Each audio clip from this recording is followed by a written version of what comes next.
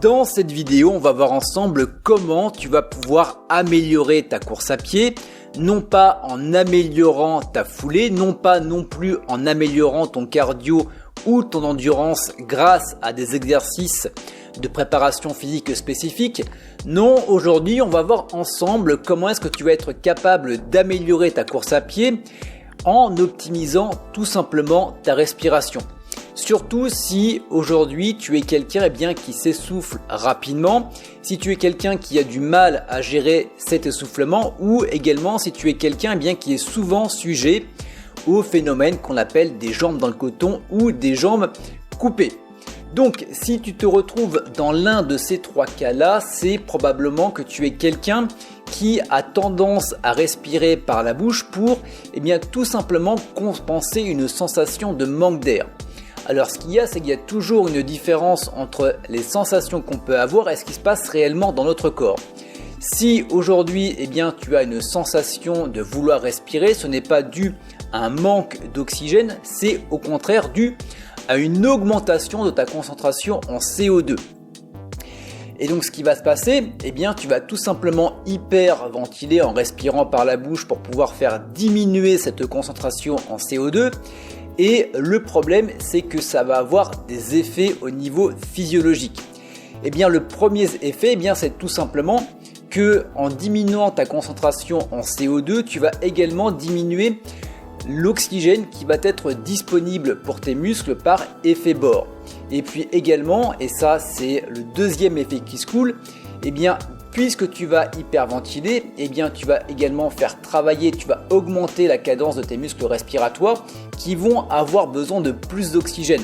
Donc en gros, en partant en hyperventilation, notamment par la bouche, tu vas donc diminuer l'oxygène qui va être disponible par les muscles, mais d'un autre côté, tu vas en demander beaucoup plus. Donc finalement, ça va être un petit peu un cercle vicieux.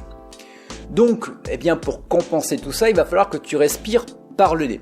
Donc quels sont les avantages et quels sont les bénéfices à te forcer à respirer par le nez à chaque fois que tu t'entraînes, à chaque fois que tu fais de la course à pied?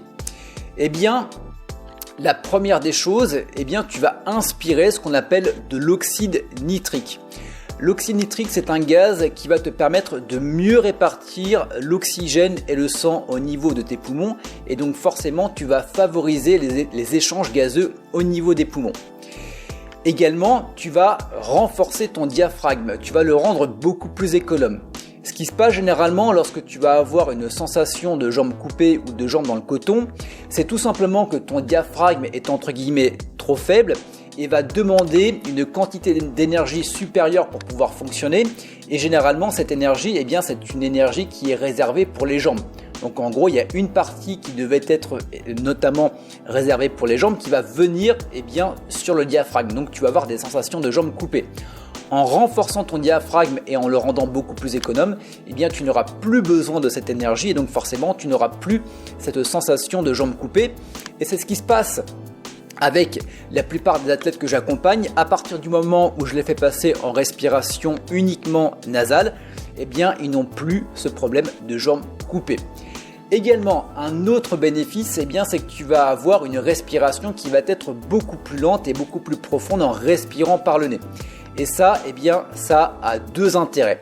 Le premier, c'est que tu vas diminuer le volume d'air mort par minute. Donc en gros, le volume d'air mort, c'est le volume qui n'ira jamais dans tes poumons lorsque tu vas prendre une inspiration. C'est le volume qui va se situer entre tes cavités nasales et juste avant les poumons. Donc tout simplement, tu vas diminuer ce volume-là.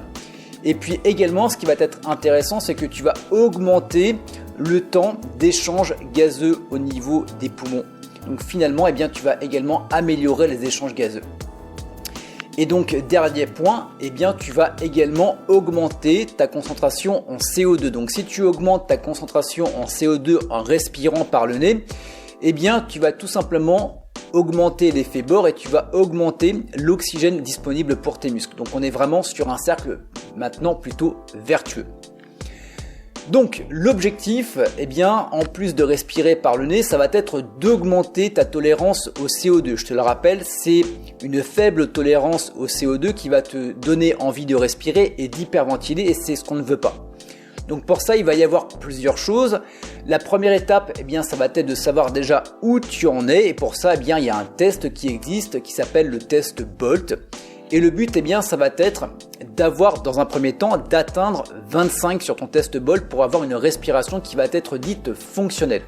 Donc ça, c'est vraiment le premier objectif. Pour connaître eh bien, le protocole du test Bolt, sache que tu as dans la description de la vidéo YouTube une fiche PDF récapitulative où eh bien, je te marque le protocole, tu pourras donc le reproduire chez toi et puis également les différentes étapes qu'on va voir ensemble.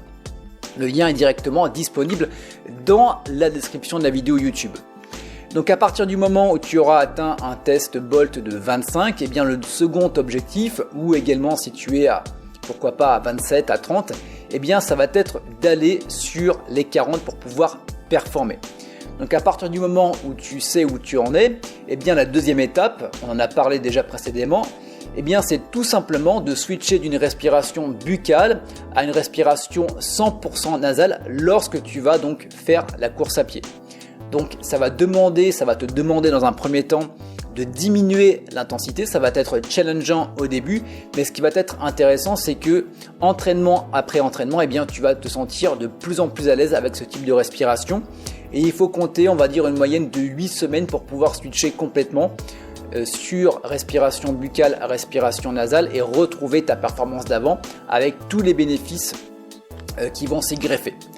Et puis également, la troisième étape, eh bien, ça va être d'intégrer dans ton entraînement des exercices hyper capniques. Donc je ne vais pas rentrer dans les détails, je ne vais pas développer.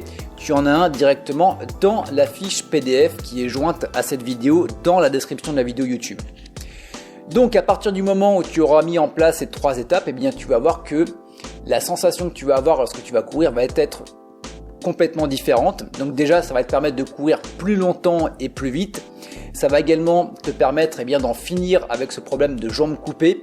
Ça va également te permettre de pouvoir de repousser et de gérer justement ton essoufflement. Et également, quatrième avantage, on n'en parle pas assez, ça va te permettre également de diminuer, voire d'éradiquer, si on peut dire, les problèmes d'asthme à l'effort. Voilà pour cette vidéo. Si tu souhaites te faire accompagner, si tu souhaites travailler sur ces exercices de respiration, si tu souhaites beaucoup performer et améliorer ta course à pied, je t'invite à entrer en contact avec moi. Tu as un lien directement dans la description de la vidéo YouTube. On pourra en parler au téléphone ensemble et voir comment on pourra, à 2, 3 je vais y arriver, comment pouvoir mettre en place ensemble un programme. Également, je t'invite à t'abonner à la chaîne YouTube si ce n'est pas déjà fait. Et puis également, je t'invite à me rétribuer avec un pouce vers le haut. On se retrouve très bientôt.